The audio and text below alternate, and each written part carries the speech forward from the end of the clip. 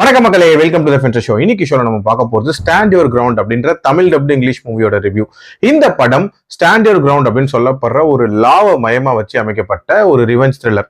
அந்த லா படி பாத்தீங்கன்னா, நம்ம வீட்டுக்குள்ள இருக்கும் போது நம்மளை யாராவது அட்டாக் பண்ண வராங்க அப்படின்னா தற்காப்புக்கு அவங்கள கொலை பண்ணலாம். அப்போ நமக்கு தண்டனை கிடையாது அப்படின்ற மாதிரியான ஒரு லா. இந்த லாவை தனக்கு சாதகமா வச்சு நம்ம ஹீரோ எப்படி ரிவெஞ்ச் எடுக்கிறாரு அப்படின்ற மாதிரியான ஒரு கதை தான். ஆக்சுவலா நம்ம ஹீரோ தன்னோட ஒய்ஃபோட ஒரு புது டவுனுக்கு வராரு.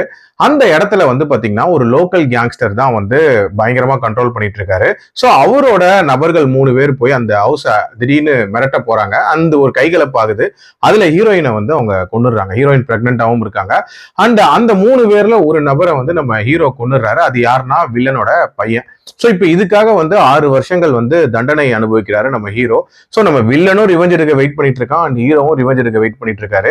சோ இதுக்கப்புறம் அந்த ரிவெஞ்ச் எப்படி நடக்குது அண்ட் இந்த லா படி எப்படி நடக்குது அப்படின்றத அந்த படத்தோட கதை. இந்த கதையை பொறுத்த வரைக்கும் 2 சைடுமே எப்படியாவது பழி வாங்கியே ஆகணும் அப்படின்ற ஒரு வெறியோட இருக்கிற மாதிரி காட்டியிருப்பாங்க. சோ இவங்க எப்படி பழி வாங்க போறாங்க அப்படின்ற ஒரு எதிர்பார்ப்பு இருந்துச்சு. அந்த லா படி எப்படி இதை பண்ண போறாரு அப்படின்ற எதிர்பார்ப்பும் பில்ட் ஆச்சு.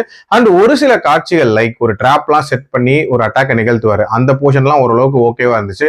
மற்றபடி பெரும்பாலான படத்துல வரக்கூடிய ஆக்ஷன் சீக்வன்சஸா இருக்கட்டும், அடுத்து என்ன நடக்க போகுதுங்கிற பரபரப்பா இருக்கட்டும், சுத்தமா ஒர்க் அவுட்டே ஆகல அப்படின்னே சொல்லலாம். இன்ஃபேக்ட் ஸ்டார்டிங்ல ஒரு எமோஷனல் சீன் ஒன்று இருக்கு. ஆக்சுவலா தான் கண்ணு முன்னாடியே தன்னோட பிரெக்னெண்டா இருக்கிற ஒய்ஃபை கொலை பண்ணுவாங்கன்ற மாதிரி. சோ அதுக்கு நம்ம ஹீரோவோட எமோஷன்ஸ் கூட அந்த அளவுக்கு ஒர்க் அவுட்டே ஆகல அப்படின்னே சொல்லலாம். அங்கேயே நமக்கு இந்த படம் எப்படி இருக்க போகுதுங்கிற ஒரு சின்ன கிளிம்ஸ் மாதிரி காட்டிட்டாங்க. அதுக்கப்புறம் இதுல வரக்கூடிய காட்சிகள் அப்படின்றது எதுவுமே ஆர்கனைஸ்டா இல்ல.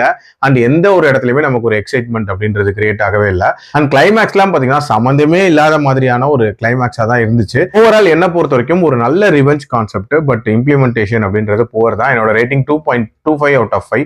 அடல்ட் கண்டென்ட்டை பொறுத்த வரைக்கும் இதுல வயலன்ஸ் இருக்குமே தவிர மற்றபடி பார்க்கலாம். மீண்டும் அடுத்த விமர்சனத்தில் சந்திக்கிறேன். நன்றி, வணக்கம்.